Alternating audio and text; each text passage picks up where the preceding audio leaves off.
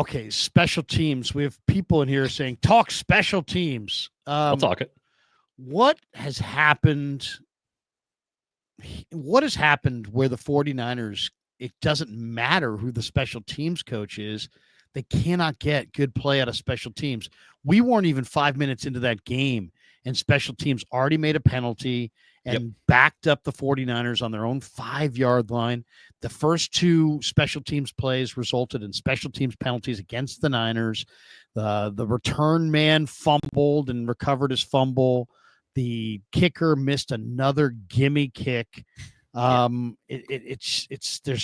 There's nothing good about the 49ers special teams. And we were told that it was going to be a totally different deal from Hightower to Schneider to Brant Boyer. And it's not a totally different deal. In fact, it's the exact same deal.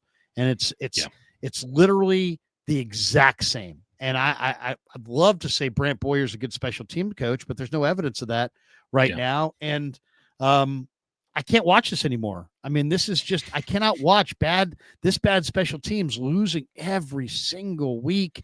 And then yesterday, Kyle's like, is Jake Moody going to be the kicker this week? Yes, he is. And then this week, and then today, one day later, he's like, they're doing their due diligence. They're talking to everybody. They're considering all options. Yeah. I mean, Jake Moody, if Jake didn't notice the pivot there, he should have. And get ready to be cut, because he's going to be cut. There's no way Jake Moody is going to be the kicker in New Orleans, right? Tell me that's not going to happen. No, that would be the logical stance. He shouldn't have made it into the season. I mean, why did he? And here's the other thing. I got to throw this out. And I love John Lynch, and I don't want to battle John Lynch. That's for damn sure. I'll battle John Lynch. Well, I know you will, and that's why I'll bring it up. And I don't want to battle John Lynch, but I got to push back the way he keeps pushing back on guys like myself who are saying that was not a competition. He's like, oh, this is a competition. This was a competition. But you know what? The competition portion that I saw, the guy who lost won. So that's why I'm a little skeptical about the legitimacy of the competition, because the portion that I saw, the guy who lost actually won. So I don't know what to say about it other than that. What is going wrong with the 49ers special teams? Is it Shanahan? Is it the way they practice? Is it how much money they spend? Is it I don't know what the deal is, but I absolutely, I don't know what to say about it anymore. That's an incredible graphic. They have shitty players. Look at that. Expected points on special teams. That is just unbelievable. Look at that. That's next level. That's really good. That really illustrates the ineptitude. So what is going on? Is this something that is bigger than Brant Boyer? Is it bigger than, is it something about how the Niners practice special teams, or how, I've heard people allude to Shanahan's attitude about special teams, but come on, this can't be about that, can it? No, well, what is this about? Well, it's all of the above. Listen, I don't know if Brant Boyer's good or not, but I'll tell you this, they're trying something. They're actually practicing it for the first time that I've ever noticed. So that feels like a positive development. And we talked about it in the preseason. It was interesting to watch. It was interesting to watch them practice special teams for the first time ever. I was learning all new things about football, watching special teams get practiced. But think about this. It really does come down to, do you have good football players? And this 49ers roster, which, it's not personally, I get it. I get it. No one wants to hear this shit in the preseason. But you looked at this roster and you're like, okay, you like the top end guys. And you can imagine a world where these rookies are going to be something, but this is stars and scrubs to the nth degree. And that's who you have to fill out your special teams with. That's you actually have to make something out of the guys that are left on the roster. And for all of the free agent benefit that Brant Boyer got, getting to sign a couple of guys, right? The only guys that really got signed, he really didn't have all that much say in the final roster. It really just does come down to who the guys on the roster are. And it's no question that it's a John and Kyle decision to have kept Jake Moody. You see Brant Boyer's general energy towards the kid. It's not ideal. he was able he's losing support from everyone. Oh, yeah. Sure. Oh, yeah. No, I mean, listen, at a certain point, this has to be the straw that breaks the camel's back. But I would have thought that it was the last preseason game. But apparently, coming off of one of the greatest kicking games anyone had ever seen, which, man, you could have confused me. Apparently, they were on the Michael Williams grading scale for that game against the Raiders. It's laughable. It's an ego thing from Shanahan and Lynch. They don't want to admit they were wrong. They think they'll look like assholes if they cut their kicker that they took in the third round before his rookie contract is up, without recognizing the fact that they already look like assholes for picking that kid. And it's for his own sake. They just need to move on, because he's never going to be the kicker that anyone ever thought he was going to be himself, John, Kyle, whomever. He'll never be that guy here.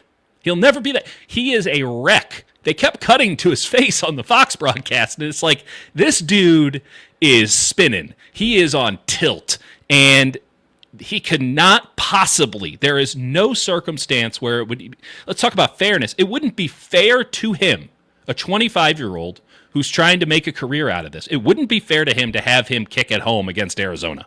So you might as well get it over with and cut him now and figure out what the hell you got going on going into New Orleans. It's a sham. I'm not going to fully indict Brant Boyer for a bad special teams game, because, okay, let's think about the other bad special teams play. Like, I don't think that was his kicker. Maybe I'm giving him too much benefit of the doubt here, but I don't think that was his kicker. And I don't think that he had any desire to have Matt Hennessy on the team, right? Like, Matt Hennessy is, because when they had to cut down to 53, Chris Forrester's like, I need 10. And he kept Hennessy, who had arguably the worst preseason of any 49er on the 90-man roster. He was awful the entire preseason, but because Forrester couldn't make a call on any of his backups, he's like, let's just keep Hennessy and ride it forward. Okay, well, then Hennessy gets absolutely trucked, and the field goal gets blocked. I mean, is that anybody on special teams' fault besides Matt Hennessy? No. That's just a player who can't make a play being put in a situation where he can screw things up. Is Sky Moore? I mean, and again, not to exonerate Brant Boyer for taking Junior Bergen, but I don't think Sky Moore was his first choice either. And so now here's Sky Moore, because actually we need someone who can play wide receiver. We don't get you don't have now the opportunity to use a guy as just a punt returner. We need an actual wide receiver because we're so injured. And this is the way that it goes. It's the NFL. It was always a bit fanciful to just have somebody on the team who's a returner only. But, man, they don't have good enough football players to fill out the special teams. That's what I think it is. I mean, the kicker's not his guy, but, it's just the whole thing. I mean, Thomas Morstead was banging him. Yeah. That's his guy. Weeks had every snap was perfect. Those are his guys. I'm not saying that everybody doesn't now get his touch, but that 53-man roster did not give a tremendous amount of consideration outside of Saran Neal to special teams, right? They went with depth, or the I don't know, man. They made depth. Nick Martin inactive to make Curtis Robinson active. Isn't that choosing a special teamer right there? Okay, I mean, Curtis Robinson is a very good special teamer. You have Luke Gifford, right? Most teams, that's fair. Most but teams the 53 gone with the linebacker. But the 53, I mean, in some of these spots, I mean, and the other thing too is, I mean, they had to fundamentally change the lineup that they had on field goal kicks from where they were at in the preseason to then in week one because of the roster cut down.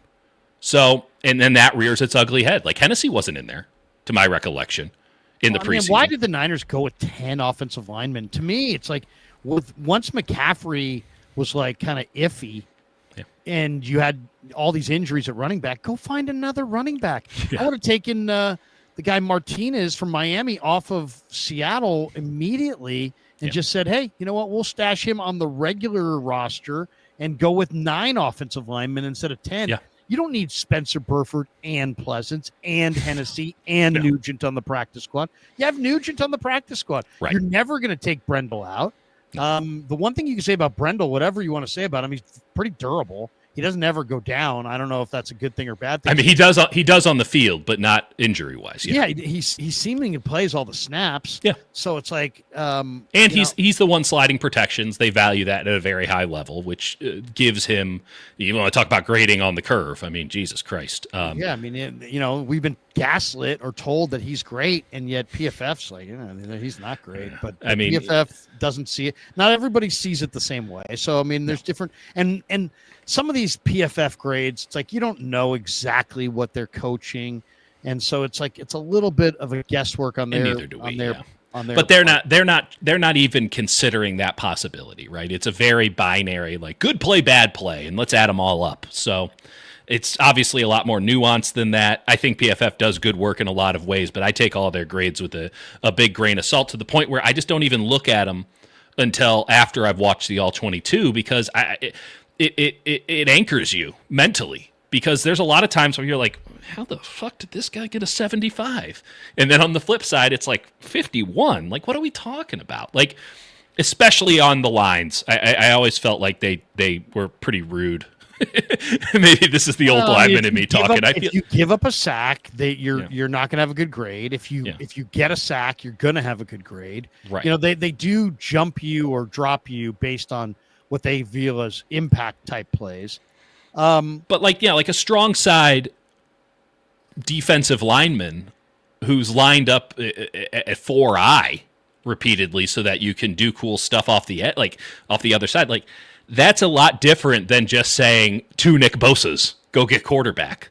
And it's a lot different than someone, like outside linebackers in a three-man front and what they're able to do. So it is merely to say that, we're around this team on a daily basis. I think we have a pretty good read on what it is they're trying to do, though Robert Saleh is really mixing it up to the point where I might have to reevaluate in a positive way what it is Robert Saleh is trying to do on defense because he was getting funky with it, like really impressively in that contest. But when it comes to special teams, it's always going to come down to the Joes. You can't X's and O's your way out of a special teams hole. It comes down to, do you have a good bottom of your roster in which to play in special teams? And this team doesn't. It straight up doesn't. It barely has a middle. So how could it have a good bottom? And I'm not saying that Brant Boyer shouldn't elevate those guys, and pardon the pun from earlier, but shouldn't be having these guys play at a higher level. Those 2 flags on the first 2 punts are not excusable. But he does have a pretty stacked deck against him, all things considered. And the energy when you just trot Moody out there. I mean, the 49ers were down 3, had the ball on the Seattle 12, and had a 4th and 2, and they decided to go for it. So that's bad. That's some, oh no, we lost our kicker on the kickoff in a Big 12 game. We might as well do this. No, I mean it's like people asking Shanahan today if he's where they are in the kicker decision. He told you. He told you right there. On the 4th and 2, when he didn't go for the field goal, he told you he was done with Jake.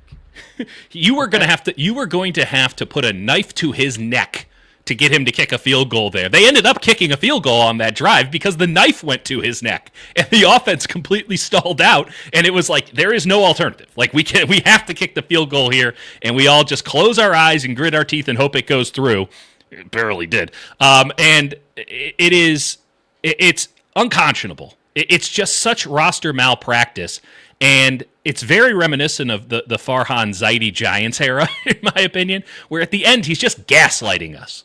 He's just being like, no, actually, these guys are good, and you're the idiots. And it's like, okay, the second you start gaslighting, frankly, is the second you got to go.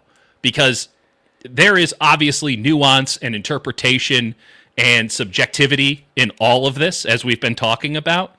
But to tell me that the guy who has made 12 of his last 21 field goal attempts is a good NFL kicker is laughable. It's laughable. And it's not like he had a great preseason. He missed a chip shot against the Raiders, and then he just ran off a couple ones late in a no-stress scenario. I know, he kicked a game-winning field goal. There is no less stressful of a scenario than the 4th quarter of a preseason football game. I don't care if the game is on. Get the fuck out of here. The game's on the line? What game? What was the score? score? Did the Niners win or lose? Like, who cares? Who cares? And also, it was in a dome kick. It was a dome kick for an outside kicker. Laughable. Yeah, I mean, it didn't work. I feel bad. I feel bad for Jake Moody. I'm hammering him. I wrote a column at the end of the preseason saying, like, if they keep this guy, it says that the 49ers front office is more interested in their ego than winning football games. And it took one game for that to prove fully prescient, laughably prescient. And if they continue this charade any further, I'm going to have to view John and Kyle in a very strongly, very different light, because it is, at this point, it's like a bit. It's a bit. Well, let me ask you this. What's going on? Tell me the truth. What do you think's going on there? We don't know. So just guess. I mean, is Jed's, do you think there's some battle royale where there was some, side of the personnel department that said, hey man, we're not taking a kicker in the third round, and they said, yes, we are, and that's it. And so they're dangling in front of the way they have dealt with this, you would swear that this Jake Moody decision means more than just who the kicker is. Oh, it has some relevance or import that we're unaware of. And Kyle's a little bit more stubborn than John typically, but John has been even more stubborn. He's insisted that there was a good competition. From what I've seen, every kicker that has come into the Niners building over the last 2 years, every kicker is an upgrade on Jake Moody. I mean, that or he's even. Yeah. Upgrade. Matthew Wright. He was upgrade. better. He was better. Joseph this summer. Upgrade. Yeah. I haven't seen any kicker where I thought, well, Moody's better than that guy. I haven't. The problem with Moody is that actually when you see him at practice, you're like, oh, fuck, that looks different, right? It's kind of like going out on the driving range and watching somebody, just bomb them. I mean, I'm lucky enough to get up on the driving range at the golf tournaments, and it's like, wow, they're playing a different sport, right? And Jake Moody, when he does kick the ball at practice, you're like, ooh, that sounds different. It kind of looks different. But you don't judge kickers by the guy who hits it the longest. That's right. You judge kickers by who hits it through the uprights the most often. You don't win golf tournaments on the driving range, Larry. Right. And so, come on. I mean, it would be cool. I mean, it's awesome at Topgolf, and I'm sure that and again, this isn't to say that Jake Moody will forever be a bad kicker, but this is the 49ers holding on to a mistake, right? This is the definition of the sunk cost fallacy. They thought they were getting one over on everybody in the league. I got that on good authority. They're like, hey, this guy, every kicker is the highest scoring player on his team. And we're just going to lock our guy down for the next 10 years. We're going to get Jake Moody, and we're going to have the most reliable, but also, long distance kicker. We're gonna laugh in the face of everybody who says this is a bad pick because this is our guy, and they just are unwilling to admit that they got it wrong, and they're putting this kid deeper and deeper in a hole. They think they're helping him by standing up for him and backing him up. They need to let him go so that he can be whatever it is he can be somewhere else. Because again, he's never going to do it here. The context is too heavy. And this is a kid who doesn't, it's not a mechanical issue. It's a mental issue. And the pressure is too much for him. He can't get it done. He looks healthy to me. His kicks, he's not there mentally. And they think that will just flip over. It's not. And I think another aspect of this, and the reason why this thing has continued on, is I don't think they want to go through the trouble. I don't think they want to go through the trouble because they know what they think that the ceiling of Moody of getting somebody else who's going to probably be. Well, that's what Kawakami said. Kawakami was like, yeah, Kyle doesn't want to have to go find another kicker. Well, they don't want to have to learn a new name, or Kyle doesn't even watch kicker tryouts. I guess he'd have to now because we called him out on it. Like, he doesn't want to have to deal with that shit. That's time that he could be taking to game plan. Like, legitimately, that's what he would say. Like, that's time that I could be taking to put together the game plan where every minute of every day leading up to Wednesday is taken up by that concept. You can never do enough, but he doesn't want to waste a second on a Monday or a Tuesday thinking about who the new kicker is. But here's a wild concept. Just bear with me here for a second. Didn't you just hire a fucking special teams coordinator that was supposed to handle all this shit? Didn't you just hire somebody at a pretty nice clip, by the way, so that you could outsource all of these decisions? How about you let him do his job? And if you ask Brant Boyer, I'll bet dollars to cents that he'll say, we're bringing somebody else in. I'll handle it. Let me have this job. Please delegate this responsibility to me. But because it's so contextually fraught for the 49ers front office, they're like, it's not good. It can get better, though, because he's really talented. Oh, he's so talented. They keep talking about how talented he is. That's really manifesting. I mean, we're going to watch a year. This is my hot take for the 2025 NFL season. There are going to be 10 60-yard field goals this year. There have been 40 in the history of the NFL leading into this year. There are going to be 10 this year because of the changes to the K-ball and the general progression of kickers over the last few years. We already have one on the board, and there were a bunch that were like 59s on Sunday, Friday, Thursday. He's not that level of talented, right? He's not somebody who's going to knock one in from 70 if given the opportunity. That's not his leg. He's not Brandon Aubrey, who was sitting on the couch and decided he was going to do this one day. He's not Bates with the Lions, who was literally selling bricks.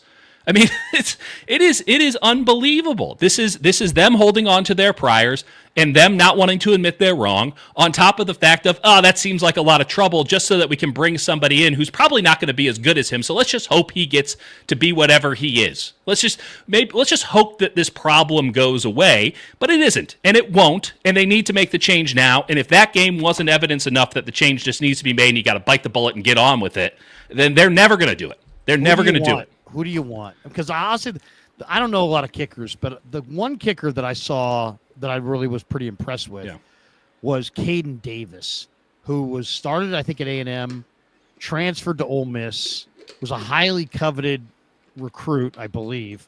So got a Moody. pretty big leg. Kicked for Ole Miss last year. I mean, I'd bring him in for a tryout. I don't know, but I mean, it's like find somebody who's just reliable. I don't need the kicker to be. The kicker doesn't have to be. I mean, you can't find a reliable kicker. I mean, it's just like it seems like it didn't. It seem like the guys they got last year when Moody was hurt were pretty reliable. Wright was better than him, unquestionably. I'm not sure Carlson was, but Carlson had the bigger leg. Yeah, Carlson had a bigger leg. But I mean, they both made all their field goals. Yeah, I thought Wright was actually really good, and it was kind of like, why are you bothering? I mean, he got injured, so it kind of the decision made itself. He had kind of a light leg, as far as like he probably didn't. So did Robbie Gold. Yeah, I mean, you're right. It doesn't matter if you make the goddamn field goals. Like that's again where we come back to Kyle's temperament on this whole thing, which is just put him through the uprights. Like, I'm willing to sacrifice the distance, as he was for Robbie Gold, if you just put it through the damn uprights every time, if I can trust you. You don't have to hit it 330 yards off the tee. Go to 290, which is apparently a moderate distance in this day and age of golf, but put it in the fairway every time. Like, I can live with that. And they thought that they were getting the best of both worlds with Moody, and they're getting neither of them right now. And I think that they'll end up going with somebody who is a bit more accurate as opposed to somebody who's got a bigger leg. But again, it comes back to this. Wasn't there some good kickers cut? Wasn't Dustin Hopkins cut? Isn't where's Tyler Bass? I thought he's injured. He's injured. Okay. So I would rather play kicker roulette for the rest of the season than have to watch Jake Moody go through existential crises every time he steps on the field. And I don't know how the Niners can't agree with that. I mean, it's just go find a kicker. Go find a kicker and do it. And then if they Sunday. suck, you cut them, and then find another one, and you just paid a special teams coordinator to let him do his job. Let him try out kickers on Mondays and Tuesdays every week for the rest of the season until you run into somebody the same way that the Cowboys and the Lions did, and now they're set at kicker forever. Yeah, I mean, I would have been doing this from the draft to the first day of training camp. I would have just said, hey, new special teams coach, we're all going on vacation. You're going to be here between mini camp and training camp. Just bring in as many kickers as you want. Get a good one, and get the best one you can find between now and camp. To have a guy who already, I got the name. Already lost the fan base. I mean, that's pretty tough. It's honestly, it's